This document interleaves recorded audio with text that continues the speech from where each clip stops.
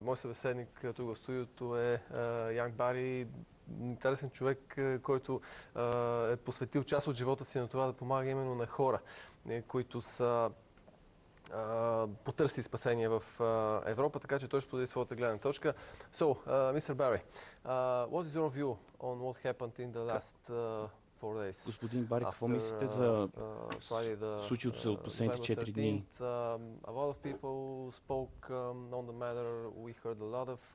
Много хора говориха по въпроса, чухме много мнения от политици, от бизнесмени. Европа е в много сложно състояние.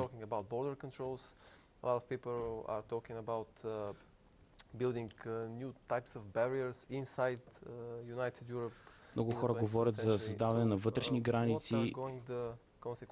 Какви ще бъдат последствията? Първото е, според мен,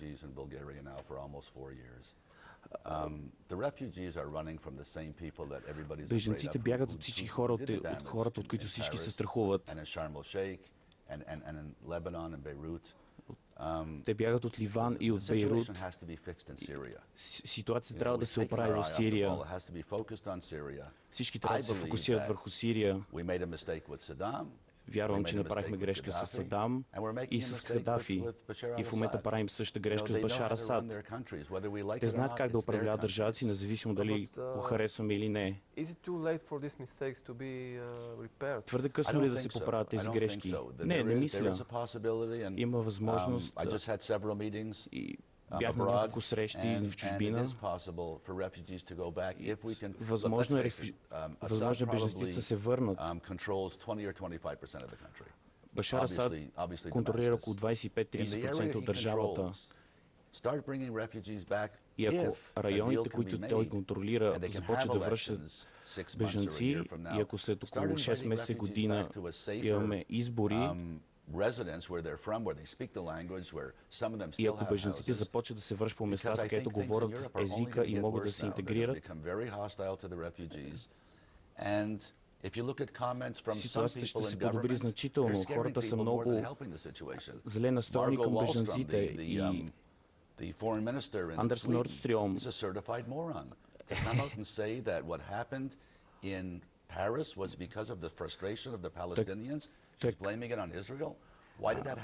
то обвини Израел за случилото се, защото това се случи в Бейрут от всички места.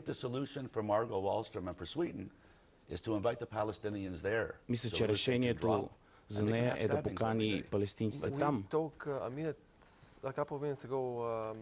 Преди малко говорихме за бизнес модела на ислямска държава, как правят парите си,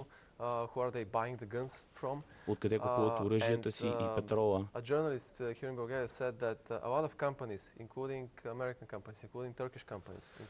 И журналист в България каза, че ужасно много компании, български, американски, правят много пари, търгувайки с ислямска държава. И по тази причина техните правителства правят едно, а говорят съвсем друго. Коментар на ваш журналист е много верен, не е безговорен. За Буш и за Чейни всичко, което се случи в Ирак, бяха само пари. Те спечелиха много от това. Ако можете да отрежете финансирането на ислямска държава, това е най-добрият начин да спрем ислямска държава. Как да го направим? Да спрем да купуваме от тях. Предлагам да включим в разговори Билал Хамдан, който също е наш гост днес.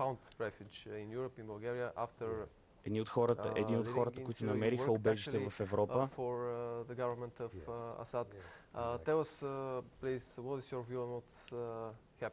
Моля те, кажи ни какво според теб става.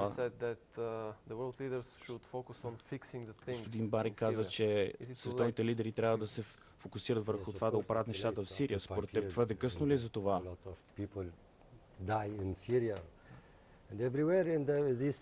През последните 5 години хората в Сирия и в целия регион живеят много тежки условия.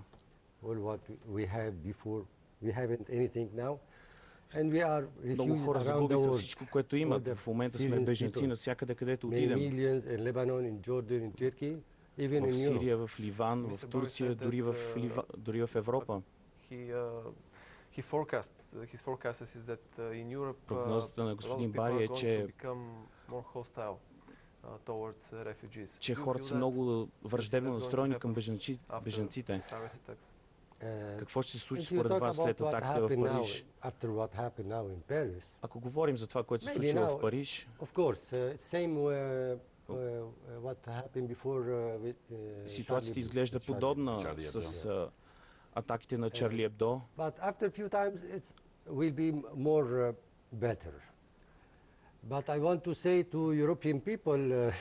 Искам обаче да кажа на европейците, че ние не сме ислямска държава, не всички ислям. Мисля, че те са 0,4 или 5, може би дори по-малко процента. Просто не е честно да се говори, че ислямистите и мюсюлманите са ислямска държава. Хората говорят за чисто икономически ефект на тази бежанска криза. Какво се случва с европейската икономика? Някои икономисти смятат, че ефектът от движението на тези хора е позитивен, защото тези хора идват тук да работят и са икономически активни. Какво мислите за това? Съгласен съм. Our hotels where Bilal was in Bankia. There was a man George that came in and била в Банкия. He then opened a jewelry shop. Имаше един човек, който отвори бижутерски магазин.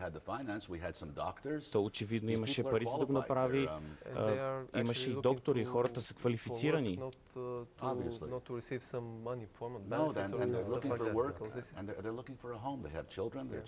Тези хора имат деца, имат семейство. Те търсят работа и търсят да се устроят.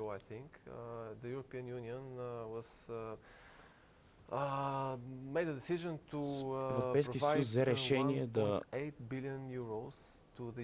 осигури 1,8 милиарда долара за ООН за справяне с тази криза в Африка. За какво ще стигнат тези пари и на къде трябва да се насочат? Според мен няма да са достатъчни. В Африка няма такъв проблем. Според мен проблема идва от Сирия и би още съгласи с него. Трябва да се фокусираме върху проблема. Никой няма да оправим проблема, ако не се фокусираме върху него.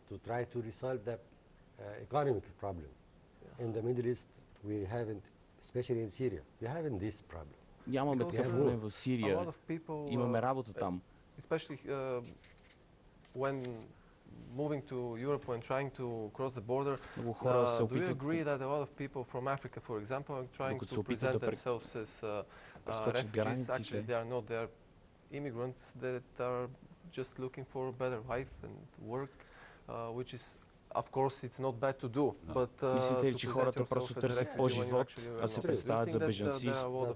Разбира се, това не е лошо, но мислите ли, че се случва?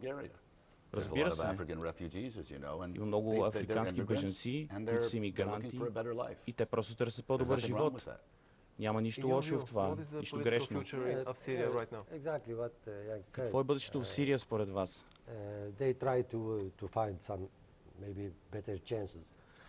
Може би се опитат да получат по-добър шанс.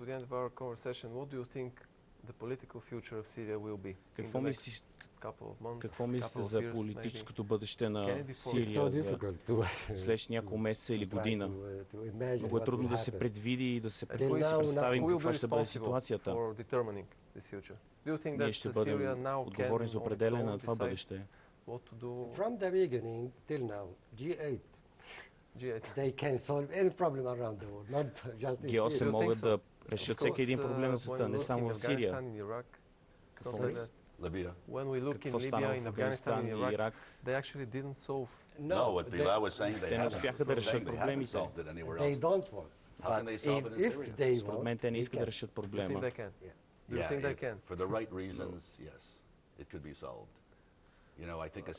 Мисля, че могат да бъдат решени. Проблемите могат да бъдат решени. Ако се започват преговори с Башар Асад и опозицията, в момента никой не преговаря. Всички говорят за мир, но как може да говорите за мир, когато Сирия дори не е част от тези преговори? Вчера чух президента Путин, който каза, че има 40 държави, членове на G20, които финансират Ислямска държава.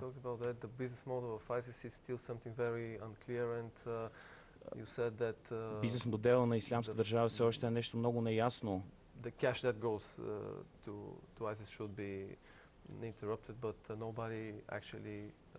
Хората говорят, че парите на Ислямска държава трябва да бъдат спрени, но никой не знае как да стане това.